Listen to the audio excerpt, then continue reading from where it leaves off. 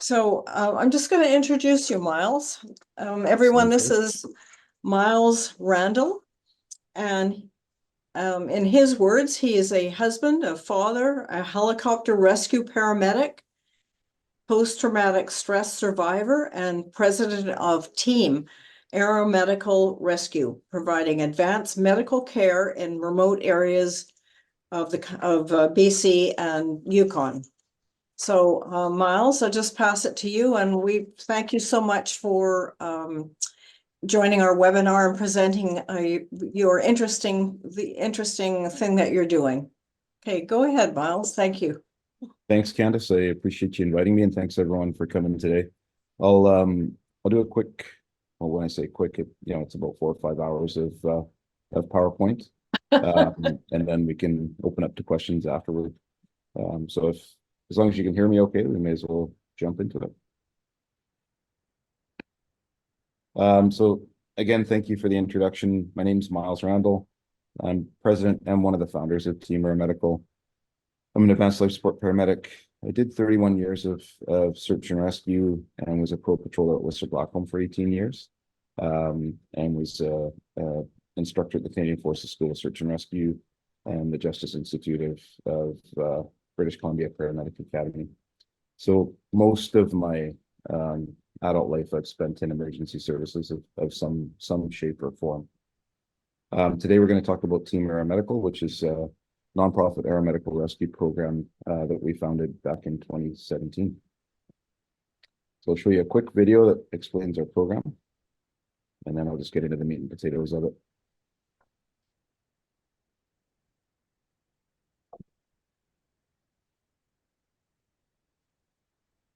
We started this organization to fill a gap where people in remote settings have the need for advanced life support aeromedical care and currently aren't receiving that.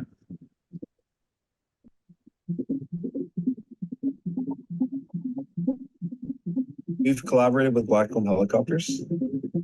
We've seen the benefits of rescue helicopters throughout our years of doing just that, and to combine that with the idea of highly trained, advanced medical personnel on board, it's the next evolution in pararescue services in Western Canada. We're very excited to be part of the team.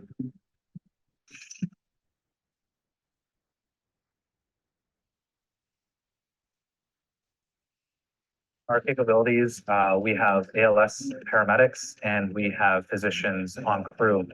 We have the latest advanced medical equipment. We're a nonprofit society that is dedicated to getting the people that need our help.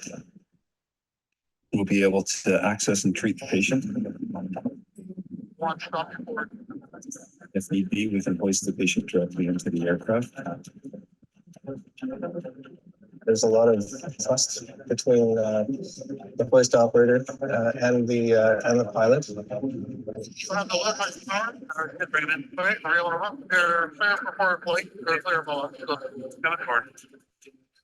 We've been able to put together an amazing team of people with diverse backgrounds that are dedicated to providing care to people in remote or austere settings. Projects.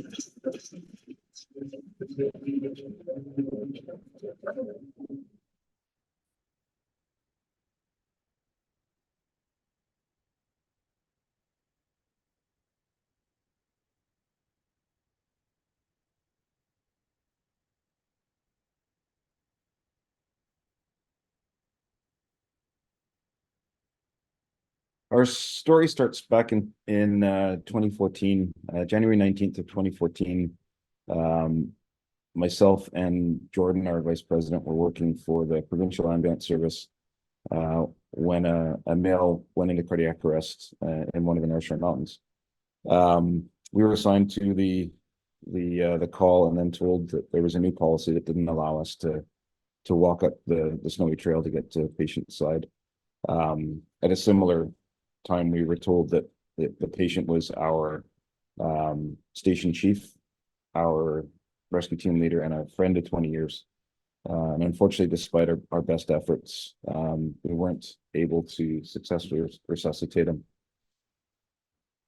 On April Fool's Day of the same year, as search and rescue volunteers this time, we were asked to respond to a 24-year-old female in cardiac arrest in the mountains just outside of Squamish. She had been frozen into a tree well for 7 hours and found by bystanders, and literally had to be chipped out of the tree well because she had frozen into it. Again, we were told that air ambulance couldn't respond to the scene because the terrain was too challenging and technical. And so we decided that we would temporarily rewrite the rulebook and get her to a specialty center where she could get the medical care she needed. And ironically, after 4 hours and 27 minutes of CPR, she made a complete recovery. We were able to get her to the specialty center that she needed to in the city, versus the local hospital where we were told to take her. And as a result, she made a complete recovery. And to this day, she's a happy, thriving member of society, a mom, and doing very, very well. As a result of those two events, we decided that we needed to fill a massive gap in pre-hospital care in British Columbia. And subsequently, we found that that gap exists across Canada in places with remote and challenging terrain. So we built a program that's medically directed rescue and wilderness medicine, a combination of advanced care and critical care, medical care, and the ability to rescue the patient at the same time with the same staff. And that kind of leads us into our slogan, which is patient care anywhere. We're not-for-profit program, so we're quite patient care driven. Our focus is our patients and our staff to make sure that we provide the best possible aeromedical and rescue care. We're a family-oriented and supportive program. We definitely look after each other. Myself as a post-traumatic stress survivor, we've identified that the most important thing we can do for our staff is provide them a healthy and supportive workplace. And so that's been kind of job one from the start of our program. Many or most of our staff are post-traumatic stress survivors or have dealt with critical incident stress. Unfortunately, it's one of those things in our line of work, whether we're a paramedic, nurse, doctor, rescue specialist, we all end up having some form of mental health injury. And so we've built a program that provides that support from day one as well. We're an equal opportunities employer, and we do focus quite strongly on gender equality, BIPOC equality, and ironically, as much as this looks like it's a very male-dominated program, we've got about a 50% female workforce. It's kind of a funny story, but when we ordered our first round of uniforms, which is about 2 years after we were operational because we couldn't afford them for a couple of years, we focused very much on ensuring that we had gender-specific uniforms. And when the first order arrived, there were almost no men's pants. It was almost all women's pants. And we were so focused on providing gender-specific uniforms so that everyone could perform adequately. When all the women's pants came, we were like, oh, what are we going to do? And a lot of the guys tried on the women's specific pants and found that they actually fit better than the men's and they were more comfortable. So they're still wearing them to these days. So pretty funny story from our humble beginnings. About 2 weeks after we started our program, the BC Forest Safety Ombudsman released a report that showed the need for helicopter-based emergency medical services in remote settings and forestry in British Columbia. This was a big eye-opener for us because we came mostly from search and rescue backgrounds and identified that the need was there for industry as well. And then we learned about remote communities also. To give you an idea of comparison when it comes to Alaska, which has similar geography to British Columbia, 760,000 residents in Alaska, 31 air ambulance helicopters when the study was released, and 1 air ambulance helicopter for every 24,500 residents. In British Columbia, there's 5 million residents. There's 6 air ambulance helicopters. So it's 1 air ambulance helicopter for every 840,000 residents. And there are no hoist-equipped air ambulances in British Columbia. what that means to us is the people in remote settings, whether it be a remote community where you don't have space to land a helicopter, or remote work sites or recreation sites. That's the challenging terrain that we specifically focus on. October 19th of 2018 was our first mission. Ironically, I just happened to be on duty that day, so I was on the first mission. It was for a faller who was falling trees in the north end of Harrison Lake in a remote setting. He had gone to his bosses 2 weeks prior and said, "Hey, I've heard about this TEAM program. We should sign on." And then 2 weeks later, as he was falling a tree, he got hit in the back with a danger tree that shattered his spine, collapsed along, broke some ribs, and caused him some fairly horrific injuries. They were able to call us. We were in the air in about 40 minutes, overhead in 1 hour and 15 minutes, and had him at a trauma center in 1 hour and 45 minutes. So it made a huge difference. We medicated his pain away, controlled his anxiety and nausea with medications as well. Used a vacuum spine board and a portable ultrasound so that we could make sure that he wasn't bleeding internally, take a look at the size of his collapsed lung to determine if we needed to reinflate it. So provided him advanced life support care from the time we got to his side to the time he got to hospital. Ironically, we were able to get him, when I said we got him to a trauma center in about 1 hour and 45 minutes. If he'd have come out the traditional manner, which is a fairly rough logging road that I've actually had parts fall off my Jeep driving that road, it would have been about 14 hours to get him to a trauma center. So we were able to get him there in a fraction of the time frame that it traditionally takes. And the neurosurgeon was quite convinced that he would not have survived the trip intact had he come out the traditional way. He most likely would have been paralyzed if not, would not have survived the trip. As a result of getting the medical care that he got from us and the rapid transport direct to a trauma center, he was able to undergo surgery quite quickly, like within 2.5 hours of the point of injury, and was able to actually walk out of the hospital some weeks later and get back to a fairly normal life. He is no longer logging. He's switched careers since, but he's alive today and able to lead a normal life, and he's even skiing, which for us was absolutely proof positive that our program worked and was delivering the care that we needed to deliver. What's also kind of interesting, our focus is on patient care, but we also have to prove to folks like WorkSafe BC and the provincial government that there's a financial reason for supporting a program like ours. The direct cost savings for his medical care was a $9 million cost saving for that one patient. And in fact, there's studies out of Australia that show that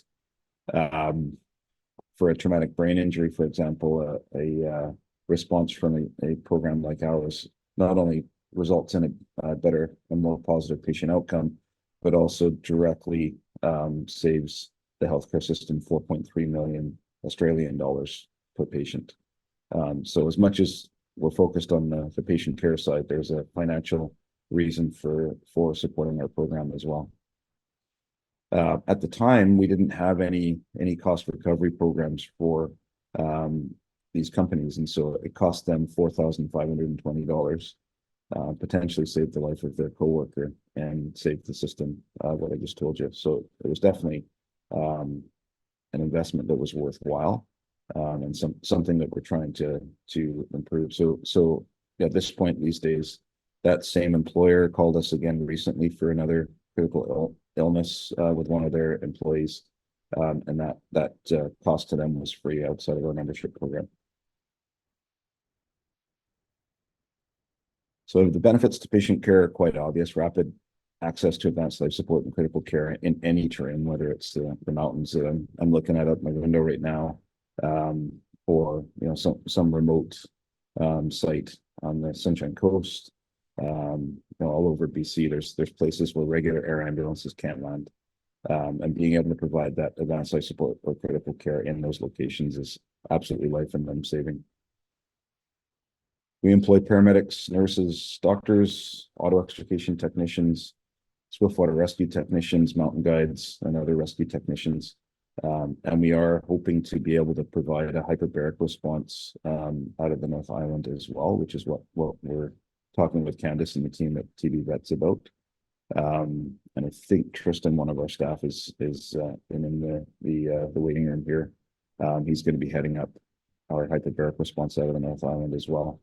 The reason for that is to be able to help divers in remote settings that are quite a distance away from the hyperbaric unit at Vancouver General. And there is a potential for that device to be used for other patient populations like smoke inhalation and other patient populations that would benefit from that type of treatment. So we do literally bring the emergency department to the accident scene. This is a picture of our demo on our opening day in 2017. Paul on the hoist line there, he's delivering an automatic CPR device that can do CPR for us when we're on the long line, when we're in the helicopter, or carrying someone on a stretcher somewhere. So we bring vacuum spine boards and splints, critical care medications, cardiac monitoring, defibrillation, pacemakers, automatic CPR devices, ventilators, ultrasound, surgical airways, intubation, and the big and most important thing that we bring is experience. None of our staff are brand new to the job. The picture that you see here, this is John, one of our founders. He is a little bit of a Superman. He's been in emergency services for over 40 years now, still going strong, and just has such a wealth of experience and knowledge, and such a calm and reassuring manner. He's kind of one of the guys that you want to see if you're ever in a life and death situation. And that's the bulk of our staff. We're although we do have younger staff that are gaining experience, which every program has to have. We've got a lot of mentorship where staff that have been around 10 to 40 years are able to mentor staff into the roles and learn. So the question always comes up, how are we different from traditional air ambulance services? The main difference is we provide rescue. So we are about to move a base to Alberta and be fairly close to a STARS base. The difference between us and STARS offers excellent pre-hospital care when it comes to medicine, but they don't do rescue. And so we combine rescue and the advanced or critical care medicine. So we can not only get somebody out of a crevasse, as you see the guys performing a crevasse rescue here, but we can also get into that crevasse and provide advanced care or critical care, and then provide that type of medical care when the person's pulled out of the crevasse or cut out of the vehicle in a remote setting as well. Another common question is, how are we different from search and rescue? So the big difference, and this is after spending 30 years in search and rescue, we're an air ambulance that goes to remote places here. This is me working on someone in a remote setting. So we provide advanced medical care with teams of medical care providers that go right to the scene of the accident and then are able to transport direct to the most appropriate medical center, which is quite a bit different than search and rescue. And the example I'll give is my last search and rescue call. Before I left search and rescue as a volunteer was on a mountain that I can see from my window here. This poor girl fell 20 meters climbing, had to spend the night on the glacier. And then because of the regulations that they have to follow, we had to transport to the nearest ambulance. The nearest ambulance then transported to the nearest air ambulance, and that took about 2 hours, and then a 15-minute flight to Vancouver General, versus what we would do is take the patient direct to the most appropriate hospital. And so that can cut hours off transport time. So not only did we provide a higher level of medical care, we also dramatically reduce the transport times to the most appropriate hospitals. Our funding model is fairly diverse. We're supported with a shared approach. We do get some funding from local government on the North Island. We've got $40,000 in total in funding from the government in the 6 years that we've been a program. Most of our funding comes from memberships, industry support, and private donations, such as donations from TB vets, which is critical for us with being able to purchase medical equipment. Our membership program is kind of based after the Swiss model because we really don't receive any government funding. When someone signs up for us, as it stands currently, if you're working in BC, so let's say you're a remote worker, I'm just getting information about a remote worker in BC requesting call for service from us.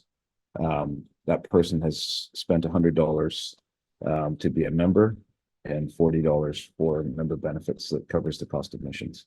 So $140 a year. If you're living in a remote community, such as a off-grid community on the Sunshine Coast or other places where they don't have access to a regular ambulance service, that person will spend effectively $90 a year and get access to the program and the cost of admissions covered. So what we've done is tried to keep the cost as low as possible. It's some of the remote communities that we cover, and I'll give an example of a remote First Nations community where before they had access to our program, they would literally put an ill or injured elder in a wheelbarrow and try and get them out to a spot where they could get a helicopter to land or a truck to take them to an ambulance.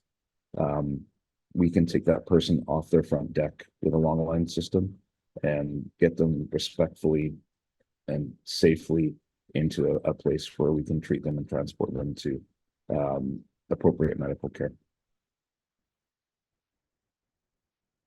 When people sign up with us, they get access to our AirOps coordinators, their 24/7 program.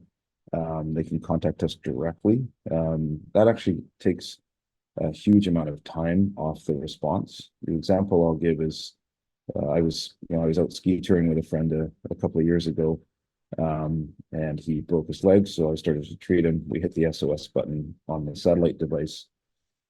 That SOS message goes to Texas first, and then comes back and filters through where it needs to go to get the appropriate response. With us, we've got those satellite devices set up so that they contact us directly. So when you either hit your SOS button or you message us directly, whether you're phoning us, texting us, or using a satellite device, the message comes to us directly, and there's no time delay.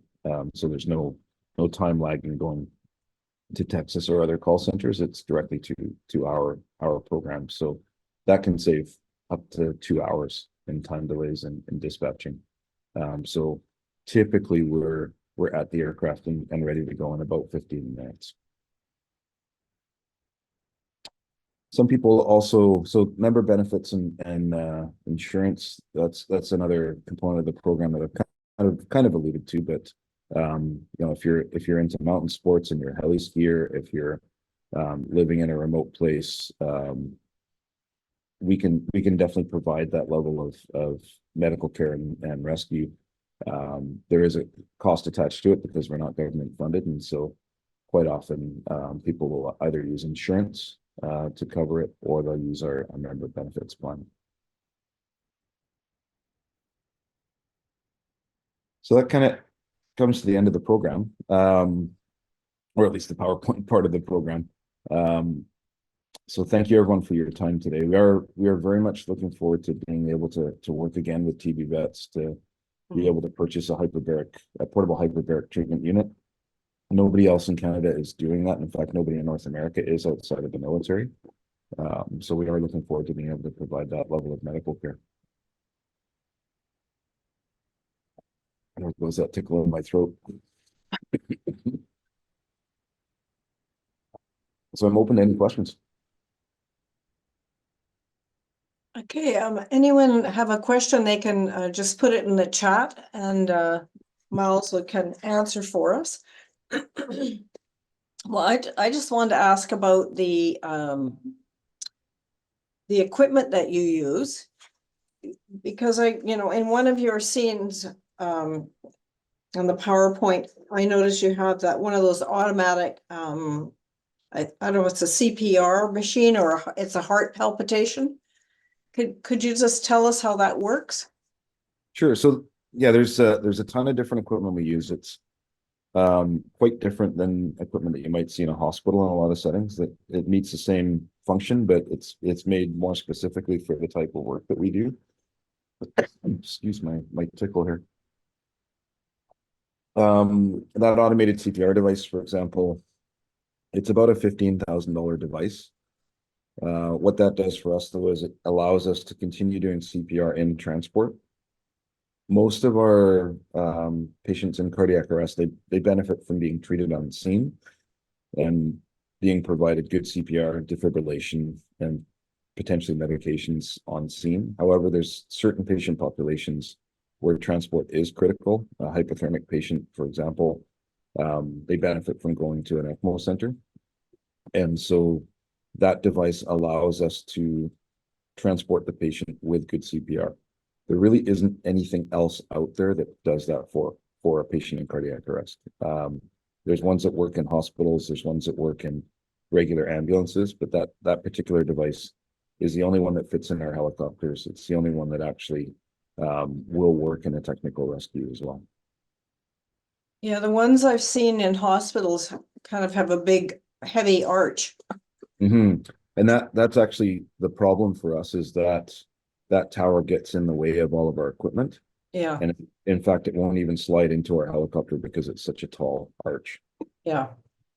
So I got another question. Someone would like to know, how much does the hoist for the helicopter cost? That's a $300,000 hoist. And then there's got to be a hoist operator to operate it as well. So obviously that's a full-time job for a hoist operator. But yeah, the hoist itself is $300,000. Oh, To give you an example of a fixed line system where we're not using a hoist, but we've got a line attached to the bottom of the aircraft, that's about a $40,000 system. But it's not as fast as the hoist. So the hoist is the ideal system. It's just substantially more expensive. And it's almost always attached to a bigger helicopter as well. Also, yeah, it's not cheap, but it's absolutely life-saving. I think I've seen that hoist, and it comes, is that part of the platform that is on the helicopter? Yeah, so they would be there. There's permanent equipment fixed to the aircraft. The hoist can be taken off and moved to different aircraft with the right fittings. But yeah, the fittings are permanently fixed to the aircraft. The hoist itself weighs about 200 pounds. So it's not an easy thing to pick up and move around, but yeah, it can be moved to different aircraft. Okay, I've got another question. What's the most used tools in the rescue operations, and how often do you need to replace them? So probably the thing we use the most is the cardiac monitor. The cardiac monitor is something that we use for every patient for patient assessments, whether it's just doing a blood pressure or it's doing an ECG. That particular type of cardiac monitor can do 12 lead ECGs.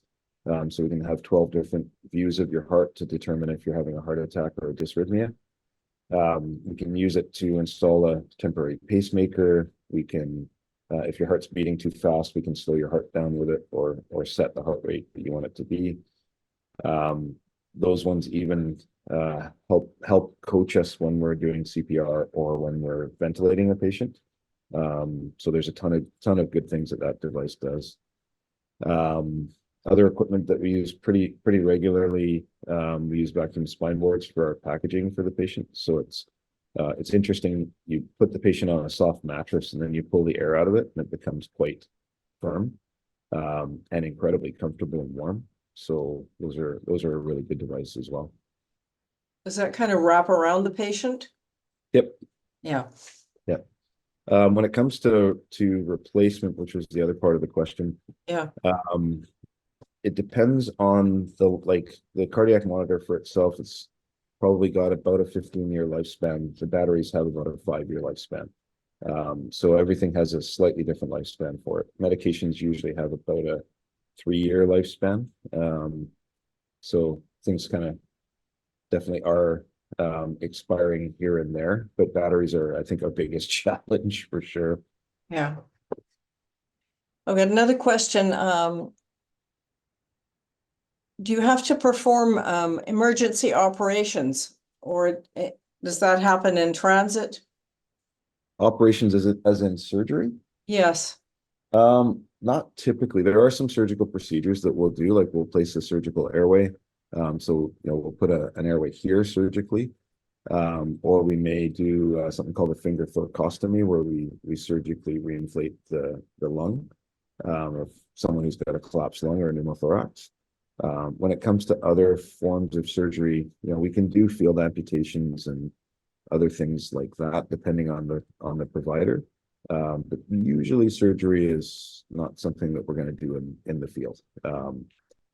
As a paramedic, that I can do the things that I've talked about, but I'm not going to be doing something incredibly invasive. Our physicians, our chief transport advisor, for example, MJ, she used to work with London Helicopter EMS, and they'll fairly routinely crack a chest to resuscitate a major trauma in the pre-hospital setting, but that's not something that's typically done in Canada. Yeah, okay. And then another question is,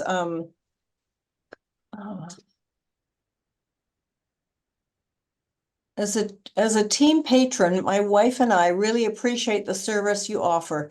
Should I have any concerns promoting your service so much that the service becomes overtaxed and not available? Oh, That's a good question that does come up quite a bit. For example, I've got a meeting this afternoon with BC Wildfire, and we're providing aeromedical services for BC Wildfire over the wildfire season. Their concern was twofold: will we have enough staff and will we have enough helicopters for them? We will for sure. We've got 160 staff, and so at this point anyway, there's no concern about becoming overtaxed or not available. That being said, if we do come to that point where we do get that much support, we're pretty fortunate that our staff are amazing. They're incredibly dedicated because they see the need, and it's interesting work and rewarding work as well. So I would say that our busiest desk is our human resources desk. And we definitely have a huge amount of applicants. And so I don't think that's going to be a problem for us, Brent, but yeah, I guess staffing has been a challenge in other places. So thankfully not yet, but we'll see in the future. okay. I want to ask about your funding. I'm surprised you don't get any government funding, since you're saving them money with your service. It's an interesting catch-22. We've had a funding proposal in front of WorkSafe for a few years now, because we're directly saving WorkSafe millions. And so that's in process. Ironically, there's a huge amount of industry associations that have gone to WorkSafe and said, we want you to spend our money supporting this program. And it's definitely been a challenging set of negotiations. We're going on a few years with it now. But they are starting to understand that investing in something like this not only saves life and limb, but it does reduce costs to not only industry and WorkSafe, but to our healthcare system as well. So if people want to support you, they can, I guess the best way is to make a donation. If they don't need to be a member, or would you encourage both? Both would definitely help us for sure. But any support is welcome. And if you do want to support us, admin@teaam.ca will give you, usually it's me answering that email address, but we've got other admin staff as well that can answer it. That would help us a lot. And then supporting TB vets who support programs like ours and all the hospitals. That's a huge part of helping us for sure. Yeah, I'm interested in that, the hyperbaric chamber. I didn't realize it was portable also. Yeah, so the idea is if someone suffers a hyperbaric emergency within a few hours of VGH, it's effective to just get them to VGH regardless of how you get them there. If they're more than a couple of hours away from VGH, people have been doing all kinds of interesting things to try and self-treat hyperbaric emergencies, including putting someone back underwater and rediving them without any medical care. And so this device, it's, you know, in one sense, it's quite a small device. It's basically an inflatable tube that we can apply a certain amount of pressure to. We can't put it in any helicopter. It's got to be in one of the bigger helicopters that we get to work with. But we can arrive on scene, dive a patient in the hyperbaric unit, put them in the helicopter and transport them. Yeah. So So that unit is a sealed unit, is that right? yeah, so let's see if I can, bear with me while I try and find a screen here that shows you some of the pictures that we have of it. But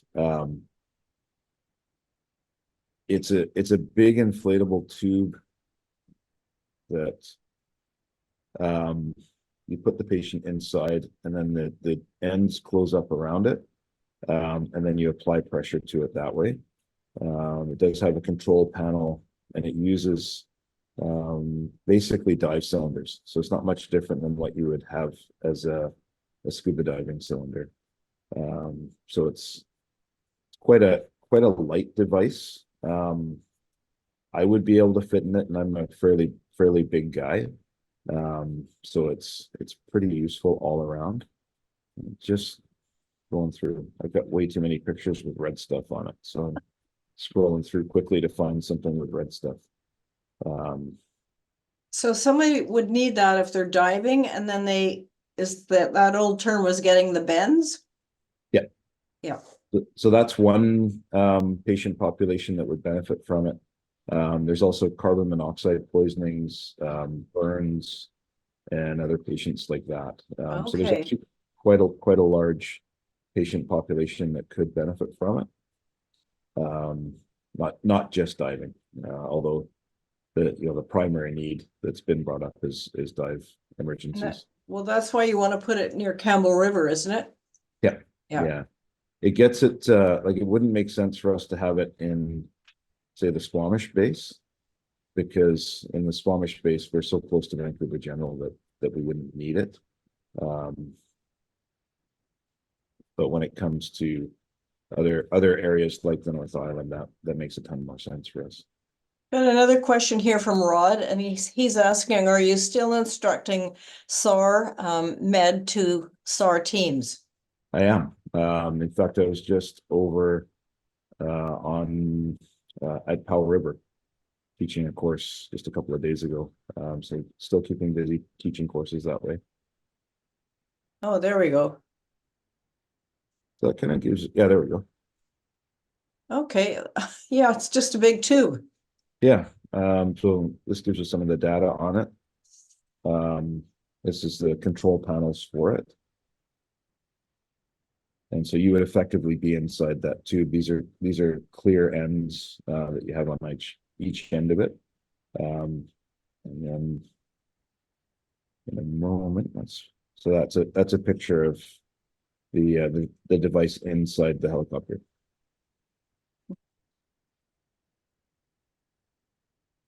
So it's pretty amazing that, like I say, no one in Canada, and I don't believe of any civilians in the US either, are using this device for transport.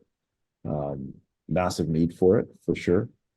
And so, yeah, we're very much looking forward to being able to obtain the equipment and training to get this program started. Miles, can you send me a couple of those pictures? Yeah, for sure. Yeah, to go with your application. That'd be Absolutely. good. Yeah. Okay, I don't see any more questions. So we're just about out of time. So Miles, it's really interesting. Thank you so much for presenting to us today. And congratulations on your huge growth and the fantastic work you're doing for the province. Really, really impressive. Yeah. Thank you, Candice. Couldn't do it without the help of people like yourself and all the supporters of TV Vets. Yeah, you're welcome. Yeah. Okay, thank you very much. I'll talk to you soon. Sounds great. Thank you, everyone.